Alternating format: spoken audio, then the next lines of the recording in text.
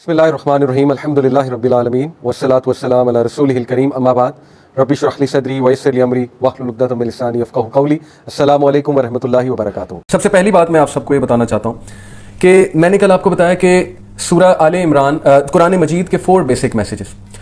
Number 1 توحید، that is who is Allah, recognise Allah. Number 2 آخرہ، the concept of آخرہ۔ Number 3 حقوق Allah, یعنی the rights of Allah, the dealings between man and Allah. And number 4 حقوق العباد، دا dealings between مین۔ یہ 4 basic messages جو grasp کر لے گا قرآن سے، تو میں سمجھتا ہوں کہ قرآن کو سمجھنے کا اس نے حق ادا کیا۔ اور ڈیفینیٹلی قرآن میں پھر ان سے ریلیٹڈ بہت سی سب تھیمز ہیں، جیسے توحید کے تقاضے کیا ہیں، یہ بھی ہمیں قرآن سے پتہ لے گا کہ توحید is not just seeing that Allah is one اور believing that Allah is one. توحید کے اپنے تقاضے پھر آگے بہت زیادہ ہیں۔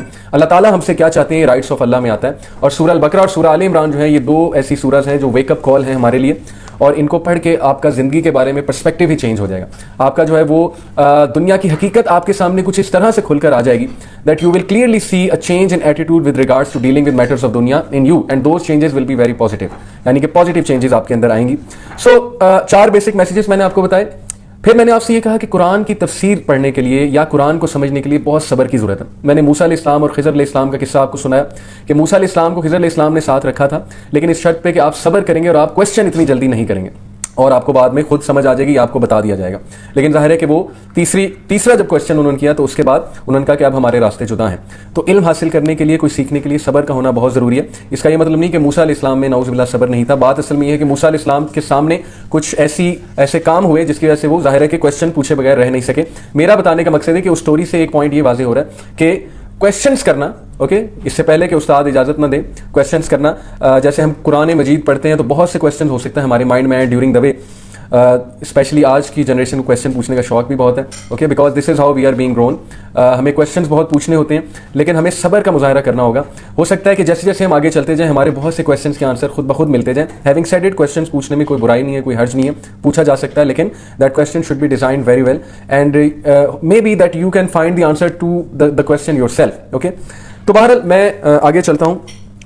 آج انشاءاللہ ہم سورہ آل عمران کے حوالے سے بات کریں گے اور سورہ آل عمران کی پہلی چند آیات جو ہیں ان سے گو تھرو کریں گے۔ سورہ آل عمران کے ورچوز کے بارے میں ایک حدیث میں نے کل آپ کو بتائی۔ حدیث صحیح مسلم کی ہے، ابو امامہ رضی اللہ تعالیٰ عنہ سے نیریٹڈ ہے that he said that the Allah's messenger صلی اللہ علیہ وسلم said, recite Quran for on the day of resurrection it will come as an intercessor for those who recite it. Recite the 2 bright ones, Al-Baqarah and Surah Al Imran, for on the day of resurrection they will come as 2 clouds or 2 shades.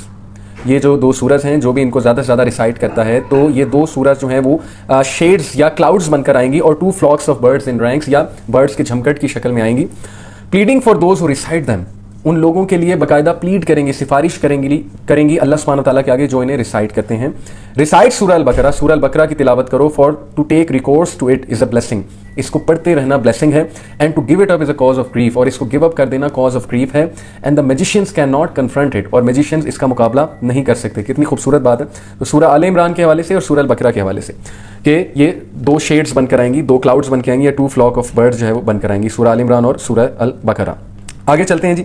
ایک اور حدیث ہے، دس حدیث از narrated ان basically تفسیر ابن کثیر میں quoted ہے، اور حدیث کا جو مفہوم ہے وہ میں آپ کے سامنے رکھتا ہوں۔ انفیکٹ میں آپ کے سامنے ایگزیکٹ حدیث رکھتا ہوں۔ امام Ahmad recorded that Asma bint Yazid bin As-Sakan said, I heard the messenger of Allah sallallahu alaihi wasallam say about these 2 ayat, Allahu la ilaha illahu al-hayyul qayyum, that is آیت الکرسی جو ہے chapter number 2 verse number 255، and الف لام میم اللہ لا الہ الا هو الحی القیوم۔ سورہ آل عمران سٹارٹ یہاں سے ہو رہی ہے، اوکے، الف لام میم اللہ لا الہ الا هو الحی القیوم۔ I heard the messenger of Allah صلی اللہ علیہ وسلم say about these 2 ayahs، that is آیت الکرسی کی جو پہلی آیا ہے، پہلا جو سینٹینس ہے، پہلا جو پارٹ ہے، اور آل عمران کی جو پہلی آیا ہے، that they contain Allah's greatest names، okay, ان 2 آیاز میں اللہ تعالیٰ کے گریٹسٹ نیمز ہیں۔ This is also the narration collected by Abu Dawud, At-Tirmidhi and Ibn Majah, and At-Tirmidhi said it is Hasan Sahih. Further, Ibn Mardawiyah recorded that Abu Umama reported that the Prophet sallallahu alaihi wasallam said, Allah's greatest name, if he was supplicated with it, he answers the supplication is in 3 surahs, Al Imran, Al-Baqarah and Taha۔ اور یہ کون سا نام ہے؟ الحی القیوم، یہ 2 جو نام ہیں۔ ہشام بن Ammar the Khatib of Damascus, one of the narrators in the above narration said, as for Al-Baqarah it is Allah la ilaha illa huwa al-hayyul qayyum، آیت الکرسی کے جو الفاظ ہیں۔ as for Al Imran it is alif lam mim Allah la ilaha illa huwa al-hayyul qayyum، while in Taha it is وَأَنَتِ الْوُجُوهُ لِلْحَيِّ الْقَيُّومِ، وَأَنَتِ الْوُجُوهُ لِلْحَيِّ الْقَيُّومِ, it is verse number 111 of Surah Taha. So basically what we derive from this is that کہ سورہ آل عمران میں سورہ البقرہ کی آیت نمبر 255 میں جو آیت الکرسی کہلاتی ہے اور سورہ طٰہٰ کی آیت نمبر 111 میں اللہ سبحانہ و تعالیٰ کے سب سے پاورفل نیمز ہیں.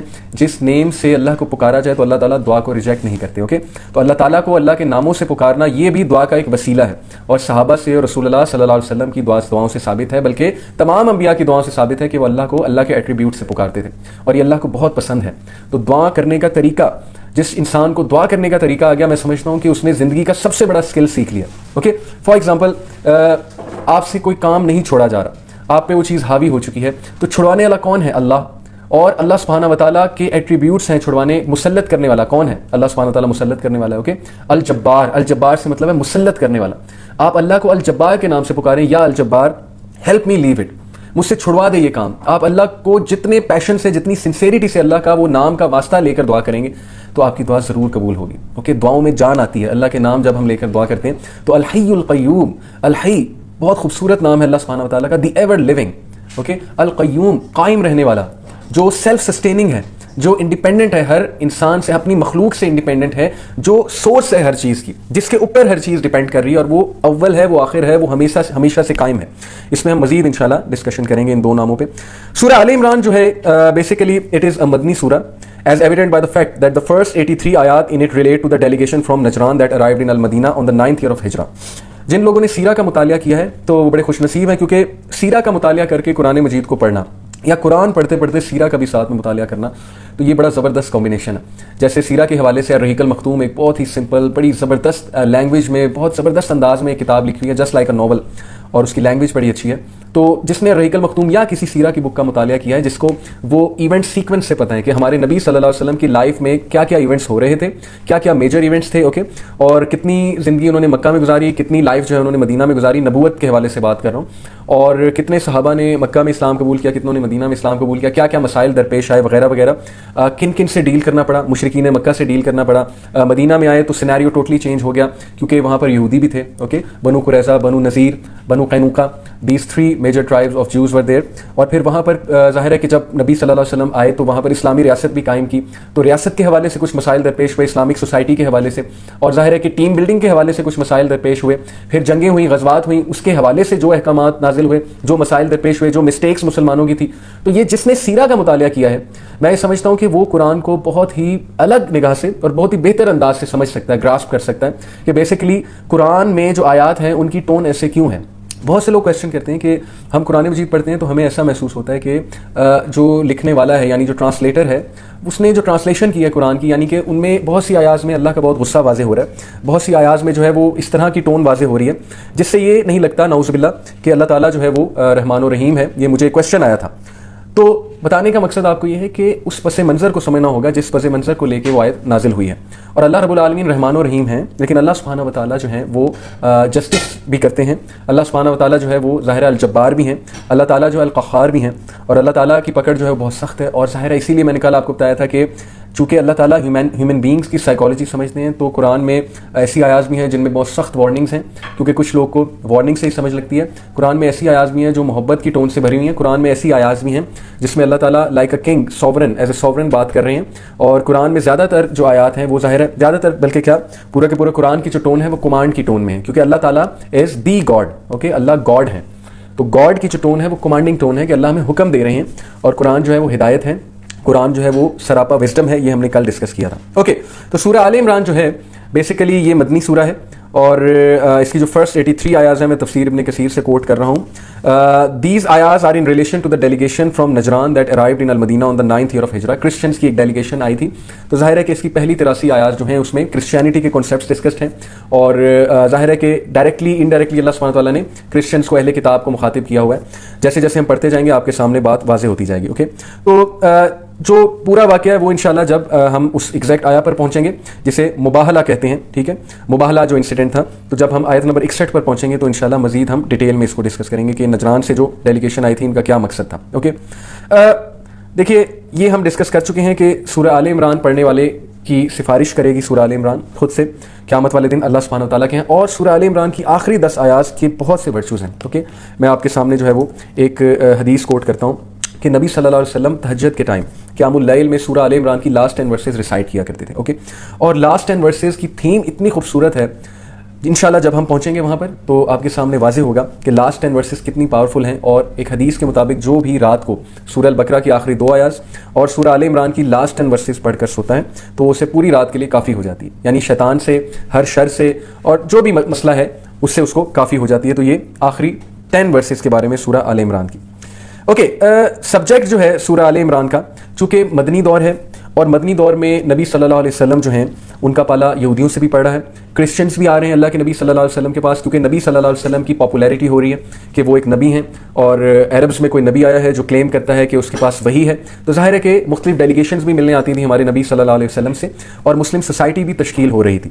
اس کے علاوہ اللہ کے نبی صلی اللہ علیہ وسلم نے جو غزوات ہوئی مدنی دور میں, جیسے کہ غزوہ احد, میں خصوصاً مینشن کرنا چاہوں گا غزوہ بدر اور غزوہ احد. غزوہ احد کا بہت کچھ ڈسکسڈ ہے سورہ آل عمران میں, جو انشاءاللہ 130 آن ورڈز آپ کو دیکھنے کو ملے گا. 132 آلموسٹ 160 جو ورس ہیں اس کی 30 ورسز, وہ جنگ احد کے بعد نازل ہوا ہے وہ پورشن, بلکہ 120 آن ورڈز کہہ لیں, اب ٹل دی اینڈ ہی جنگ احد کے بعد جو ہے وہ نازل ہوا ہے وہ پارٹ, اور اس میں مسلمانوں کے لیے بہت زبردست لیسنز ہیں, کیونکہ ظاہر ہے کہ احد کے بعد مسلمانوں کو ایک سیٹ بیک آیا. شکست تو میں نہیں کہوں گا, کیونکہ شکست کا مطلب ہوتا ہے کہ ایک چیز ہاتھ سے چلے جانا, تو ظاہر ہے کہ اسلامک اسٹیٹ تو ہاتھ سے نہیں گئی تھی, لیکن ایک سیٹ بیک ضرور تھا, اور اس سیٹ بیک میں بہت خیر تھی. انشاءاللہ جب ہم ڈیٹیل میں پڑھیں گے تو ہم ایک ایک اس خیر کو ڈسکس کریں گے, اور اس سے ہم اخذ کریں گے کہ اللہ تعالیٰ جب بھی کوئی ٹیسٹ اور ٹرائل مسلمانوں پہ بھیجتے ہیں, یا ایون جب مسلمانوں کو کوئی سیٹ بیک بھی آتا ہے, یا آپ کی زندگی میں بھی کوئی سیٹ بیک آتا ہے, تو ڈیفینیٹلی اس میں کوئی نہ کوئی خیر ضرور ہوتی ہے, خیر کا کوئی پہلو ضرور ہوتا ہے.